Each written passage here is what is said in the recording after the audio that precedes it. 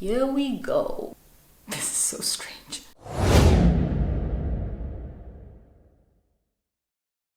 Hello, I'm Eve D'Souza.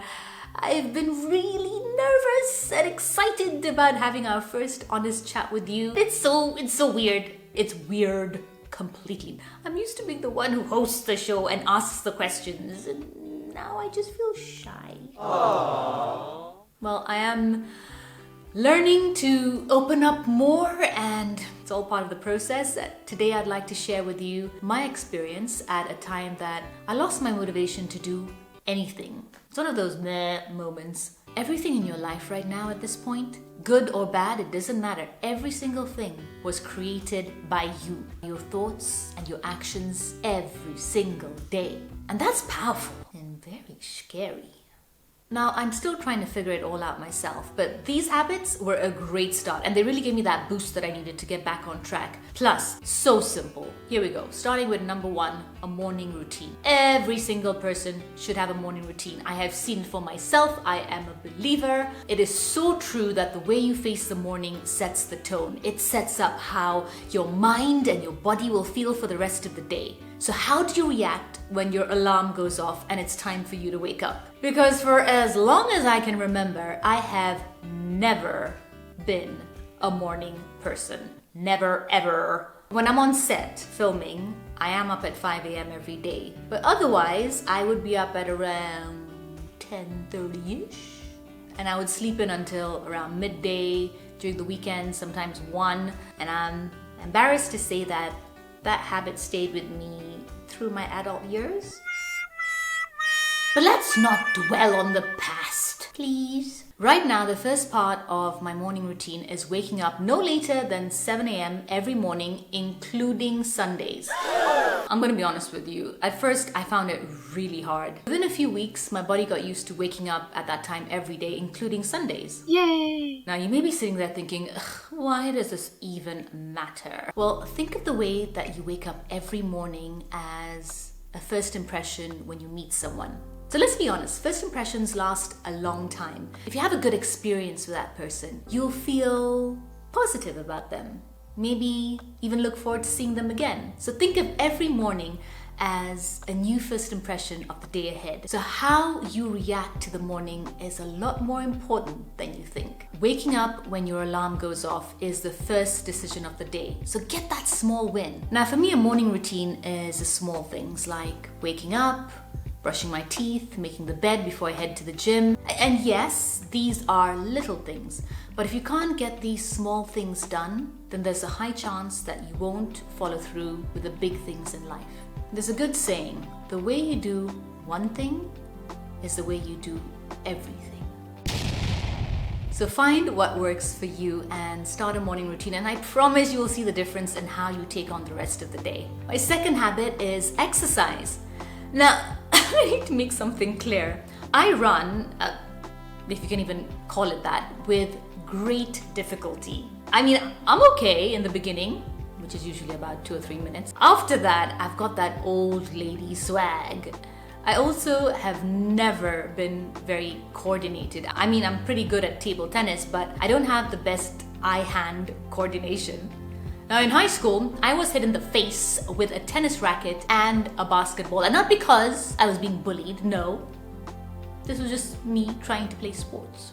Pitiful. And as a result, I've stayed away from physical activity for most of my life. But if you continue to believe you can't do something, guess what? You don't. I've had to accept the fact that I'm somebody who makes way too many excuses. I don't want to sweat and mess up my hair like hello. I had to learn that time won't wait for you to be ready. This right now is the youngest you will ever be. Yikes. So don't wait to exercise until you further damage your body or age another 5 years. Just stop with excuses.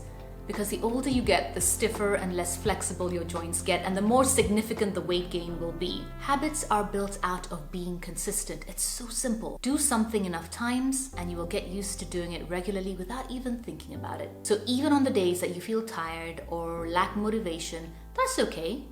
But don't bail. Show up. Tell yourself, Alright, I'll go even though I'm not feeling it. I'll work out for 15 minutes instead of 40 minutes. Or you could go for a 15-minute walk instead of going to the gym if you're just not in the mood. The fact that you did something, that you showed up for this workout routine will help you enforce that habit. Now, this is the third and one of the biggest habits that made a difference for me: eating clean and fasting. I'm what is called skinny fat, which means I have a relatively high percentage of body fat and a low amount of muscle mass, even though I have a normal BMI. In short, just like being obese, skinny fat is due to years of just sitting around all day, not exercising, and pretty much eating unhealthy.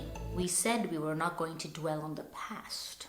Now, firstly, I practice intermittent fasting every single day, even during the holidays. I have my first meal at 12 noon and then stop eating by 8 p.m. that evening. It's been really good for me, I have to say. I have a lot more energy. It's helped reduce my cravings because I used to crave chocolate left, right, up, down, sideways all day long. That has stopped. Now, this is a special one at number 4. I learned to detach myself more from my phone. A lot of us are addicted to our phones, and there's no polite way of saying this. It's just freaking unhealthy. Stop it. I found myself being easily distracted by messages, social media, or like, you're on holiday and then you're focusing more on getting a photo of yourself to post on social media instead of just enjoying what's right in front of you.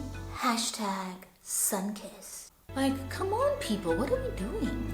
The day it really sunk in that I had a problem was, I think it was about 8 months ago when I finished at the gym and I walked bang straight into the glass door, like poof, because I was busy looking at my phone. And yes, people laughed and I was sad. So now I try to keep my phone in a totally different room and I check it probably about 3 times a day. And this has helped me be more productive and pay more attention to things around me. It's also helped me get more focused on work and tasks like filming this video.